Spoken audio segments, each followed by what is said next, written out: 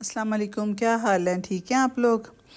ये ना दोपहर का टाइम है, आज जुमे का दिन है, तो मैंने ना पुलाव बनाया हुआ था बच्चों के लिए दोपहर में। आज असल में ना गर्मी बड़ी ज़्यादा थी, तो फिर मैंने नाश्ता नहीं था, पराठे वगैरह नहीं थे बनाए, बच्चों को छुट्टी थी, घर ही थे।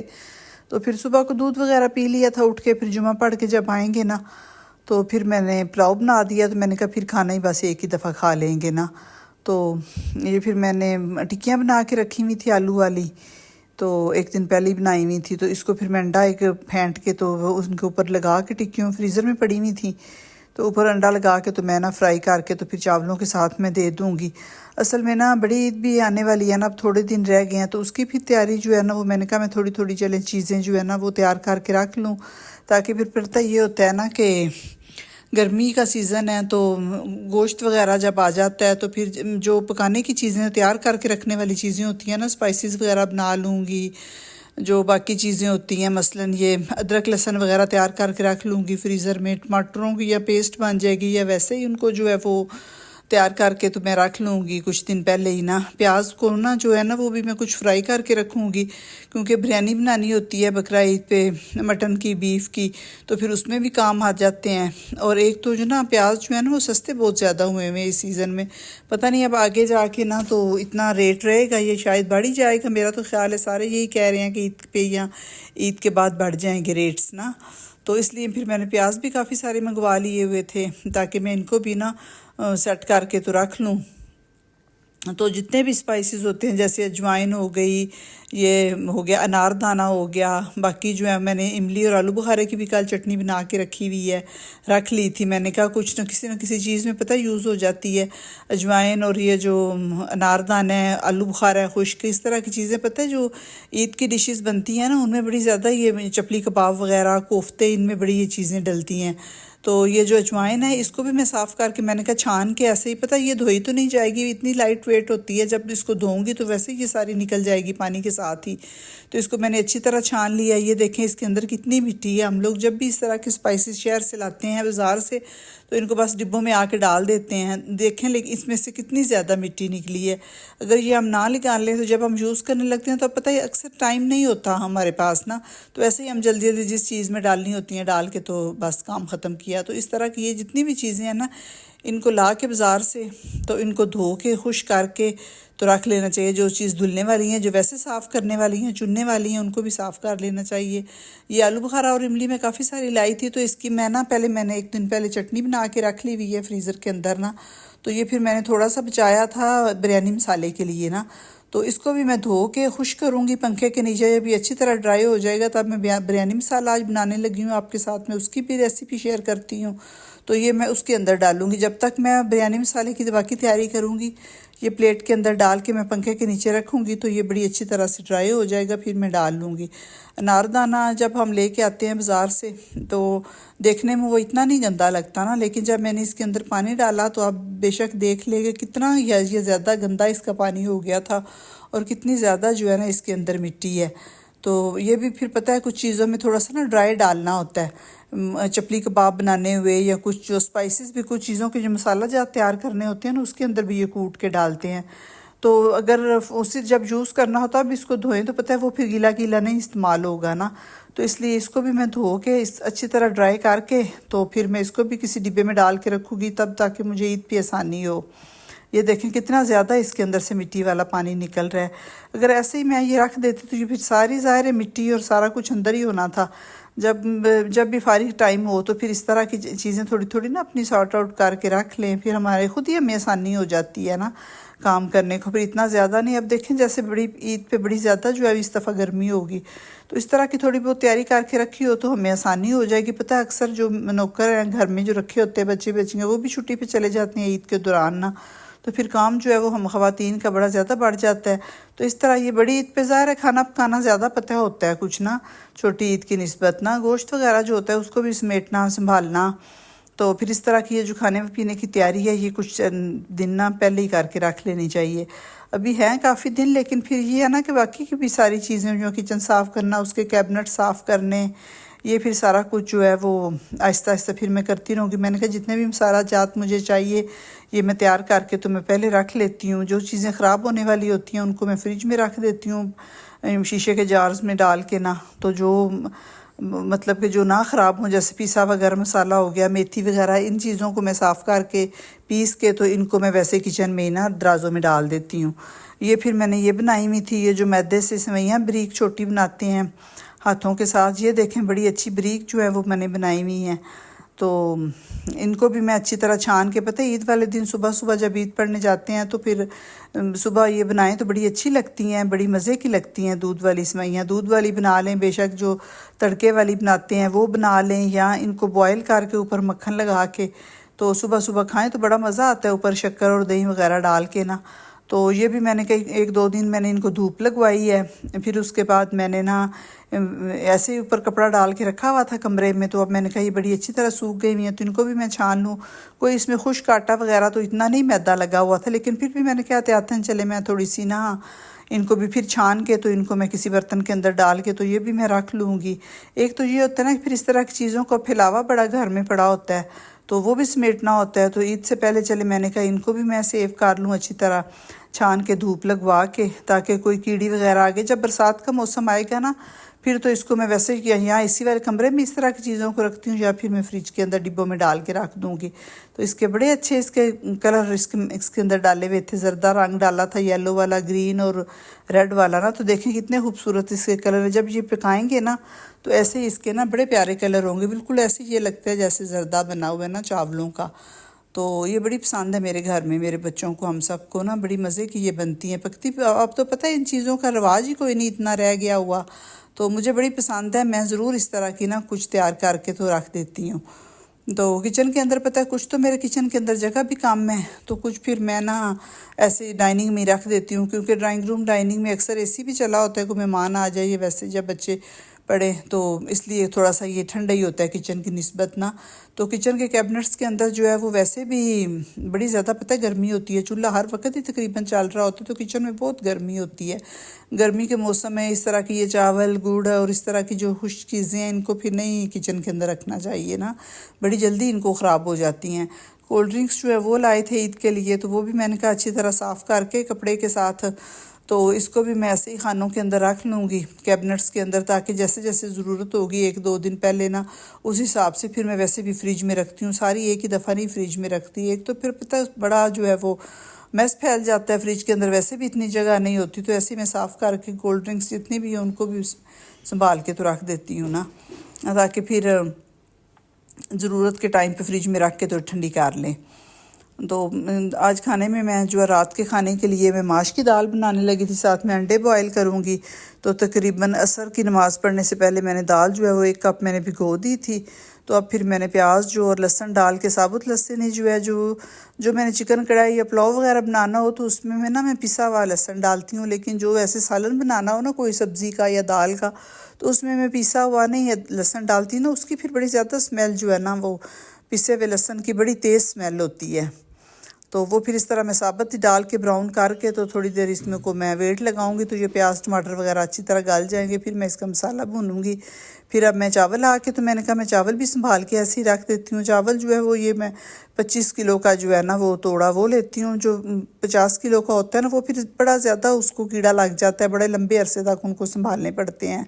तो ये जो 25 किलो का अब मिलता है मार्केट से ना, तो ये बड़ा सही रहता है, फिर तकरीबन 2 या 3 महीने इसे निकल जाते हैं, फिर आगे और ले लिए।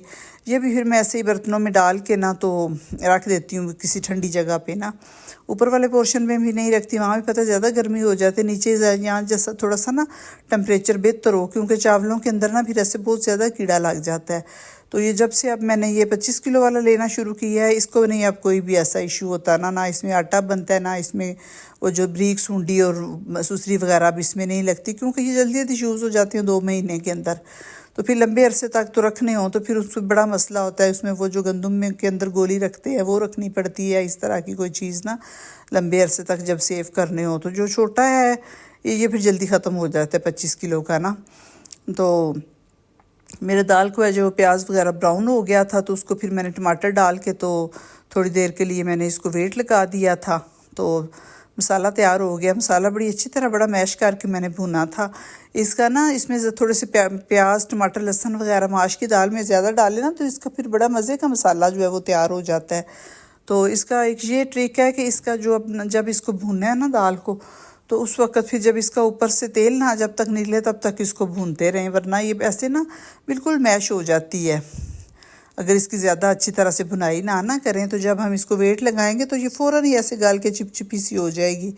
तो थोड़ी देर जो दाल है उसको ज़रा अच्छी तरह भून लेंगे तो फिर बड़ी मज़े की ये खिली खिली दाल जो है ना ये बनेगी। तो दाल की भुनाई हो गई थी, तो फिर उसके बाद मैंने उसमें पानी इस पे ज़रूर डाल के तो उसको प्रेशर लगा लिया था। अब मैंने ना प्याज मंगवा के रखे हुए थे तकरीबन ना 15-20 किलो, क्योंकि एक तो प्याज का रेट बड़ा कम हुआ हुआ है, दूसरा फिर बड़े अच्छे मिल रहे थे। तो मैंने कहा मैं ज़्यादा लेके तो मैं इनको ना अच्छी तरह सेव कर लेती हूँ। तो प्याज़ों को फिर ऐसे ही मैंने ऊपर ना टीवी लॉन्च में खोला हुआ था कि थोड़ी देर इनको वैसे हवा लग जाए, तो फिर उसके बाद ना मैं इसको संभाल लूँगी। तो प्याज़ों का ये होता है कि जो बिल्कुल एक प्याज पका होता है उसका फुल छिलका ऊपर तैयार हुआ हो ना, जो बिल्कुल ऐसे गोल्डन कलर का, वो प्याज लंबे अरसे तक चल जाता है। लेकिन जिसके कुछ छिलके उतरे हुए हो, ऊपर से थोड़ा सा अंदर से कच्चा हो या नरम हुआ हो, वो फिर बड़ी जल्दी पता है ख़राब हो जाता है। ये जिन प्याज़ों के अंदर जो है ना ये छिलके बिल्कुल ऐसे गोल्डन से शाइनिंग वाले हुए हुए ना, ये प्याज जो है ये बिल्कुल हमारे खुश्क हुए होते हैं, तो ये ज़्यादा लंबे अरसे तक जो है ना ये चल जाएंगे। ये देखें ना, जिसका थोड़ा सा भी छिलका जो है ना वो ऊपर से उतरा हुआ है या कच्चे कच्चे अंदर से नज़र आ रहे हैं, वो नहीं ज़्यादा अरसे तक चलेंगे ना। तो इसलिए फिर मैं इनको अलग अलग करके रखूँगी। ये इस तरह का जो प्याज है ना ये बड़ा अच्छी तरह तैयार हुआ होता है, इसका जो छिलका नहीं ना ऊपर से उतर रहा होता। ये देखिए जैसे इसका उतर रहा है, ये अब नहीं मैं अंदर इसको ज़्यादा अरसे के लिए जो मैंने अलग अलग करके रख रही हूँ ना, ये फिर 1-1.5 भी अगर पड़े रहेंगे ना इस तरह की सुराखों वाली टोकरी में मैं डाल के रख लूँगी। जो जब अगर ज़्यादा लंबे अरसे तक प्याज चलाने हों तो फिर इस तरह की कोई टोकरी लें जो चारों तरफ से जिसमें हवा लगती हो, नीचे से भी और तीनों साइडों से, चारों साइडों से जिसको बिल्कुल हवा लगती हो ना उसमें डालें। उसमें भी लंबे अरसे तक जो है वो प्याज जो है वो हमारे निकल जाएंगे।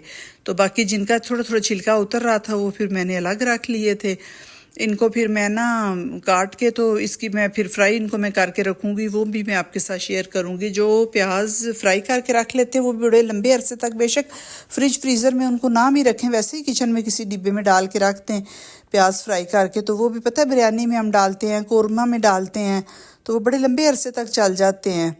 तो इसलिए फिर मैं ना अब आगे नेक्स्ट वीडियो में आप लोगों के साथ शेयर करूंगी प्याज को फ्राई करके मैं कैसे सेव करके रखूंगी, बड़े लंबे अरसे तक चल जाएंगे।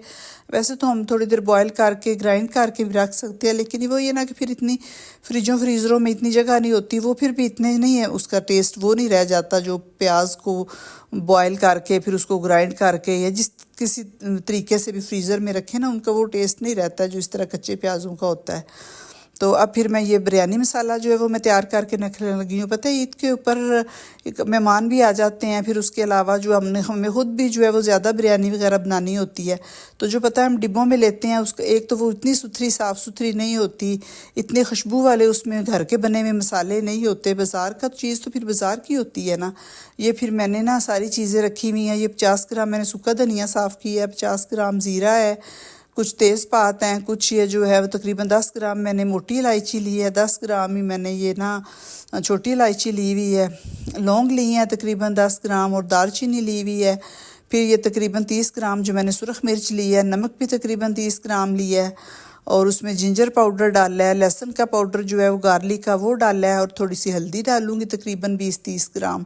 तो ये जितने पहले ये सारे होल मसाले हैं ना, ये जो साबुत जितनी भी चीज़ें हैं तकरीबन ये 6-7 बन जाती हैं। सूखा धनिया है, ज़ीरा है और मोटी इलायचीज़ हैं, छोटी इलायचियाँ हैं, दालचीनी है, लौंग है। लौंग फिर मैंने ऊपर से डाले थे क्योंकि लौंग जो है ना वो बड़ी जल्दी, पहले ही पता है काले होते हैं, फिर बड़ी जल्दी उनको ना सेक लगता है, तो वो मैं थोड़ा एंड में डालूँगी। तकरीबन 10 ग्राम ही मैंने लौंग लिए थे। तो इन सारी चीज़ों को मैं थोड़ी देर के लिए ना इसकी मैं भुनाई करूँगी कि ताकि खुशबू आने लग जाए ना। फिर ये काफ़ी सारा जो बिरयानी मसाला है ये तैयार हो जाएगा। पता है इसकी इतनी अच्छी खुशबू थी, यकीन करें हम जब मैं ये बना रही थी तो हमारे पूरे घर में इसकी खुशबू फैले हुई थी। सब पूछ रहे कि आज मामा बिरयानी बनाई है। तो इस तरह ना साफ़ सुथरी बड़ी बनेगी और बचत बहुत ज़्यादा हो जाती है। हमारा जो है वो कोई भी जब कोई बिरयानी वगैरह बनाने लगे तो हमारे टाइम की बड़ी बचत हो जाती है। तो पहले भी मैं बना के रखती हूँ, लेकिन आज मैंने कहा कि मैं आप लोगों के साथ इसकी ना रेसिपी शेयर करती हूँ। ये जितने भी मैंने आपको मसाले बताए हैं ये मैंने सारे साफ़ करके चुन के तो इनको अब मैं हल्का हल्का भून लूँगी। तो फिर बाकी जो है वो पिसे हुए मसाले भी इसके अंदर शामिल करूँ। ये देखें माश की दाल माशाल्लाह एक एक दाना अलग अलग है, कितनी अच्छी जो है वो मेरी दाल तैयार हो गई हुई है। तो साथ जो है वो मैंने अंडे बॉयल करके इसके अंदर रख लिए हैं, तो बड़ी मज़े की लगती है। ये तकरीबन ना 50-60 ग्राम जो है वो आलू बुखारा भी मैंने जो पहले धो के रखा हुआ था, खुश किया था, वो भी मैं इसके अंदर डाल लूँगी। अब मैंने मसाले जब ठंडे हो गए थे तो मैंने एक ग्राइंडर लेके तो उसके अंदर मैंने ना इसको ग्राइंड कर लिया था। 2 बैच इसके बने थे, एक मैंने अच्छी तरह बारीक कर लिया था। पता है जब हम बिरयानी मसाला बाज़ार का लेते हैं तो उसमें कुछ लौंग, कुछ इलायचियाँ छोटी, इस तरह की कुछ चीज़ें ना साबुत नज़र आती हैं। तो मैं इसमें इसके अंदर कुछ जो है वो अंदर साबुत ही इसके रहने दूँगी, और बाकी जो है वो मैंने अच्छी तरह बारीक पीस ली हैं। बेशक इतना बारीक ना भी हो ना तो कोई मसला नहीं होता है। पता है जब अक्सर हम चिकन जो है वो मैरिनेट कर लेते हैं। अब ये देखें सारे मसाले स्पाइसी जितने साबुत थे वो मैंने सारे पीस लिए हैं। बाकी हल्दी, नमक, मिर्च और जो है वो ड्राई जिंजर है पाउडर है, ड्राई गार्लिक पाउडर है, वो मैंने ऐसे ही डाल लिया इसके अंदर ना। खुश्क आलू बुखारा डाल लिया, तकरीबन ½ टी-स्पून मैंने इसके अंदर येलो फूड कलर डाला है, और इसको अच्छी तरह मिक्स करके तो एक जार में डाल के, तो ये मेरा अगर ईद पे अगर मुझे ज़्यादा ना बनानी पड़ी, अपने मतलब के हिसाब से थोड़ी बनानी पड़ेगी, तो फिर ये कम अज़ कम मेरे 2-3 महीने ये जितना मैंने बिरयानी मसाला बनाया हुआ है ये निकल जाएगा। तो बिल्कुल ये ख़राब नहीं होता, कोई इसका टेस्ट नहीं ख़राब होता, कोई इसमें कीड़ा नहीं लगता, इसलिए कि मसाले जो हैं वो मैंने पहले भुने हुए हैं। तो इस तरह की जो चीज़ें हैं वो ज़रूर घर में बना के रखनी चाहिए ना। एक तो हमें खुद सहूलत हो जाती है, कुछ साफ़ सुथरी है, पता है अपने हाथों से बनाई होती है, अपनी नज़रों के सामने सारे मसाले चुने होते हैं, तो पैसों की भी बचत हो जाती है और फिर टाइम की भी बचत हो जाती है। तो इस तरह की ना औरतों का पता है थोड़ा बहुत जो है वो इस तरह के कामों में सलीका नज़र आता है। तो ये देखें मैंने इस तरह के जार में डाल के तो अब मैं रख दूँगी, काफ़ी टाइम मेरी चल जाएगी।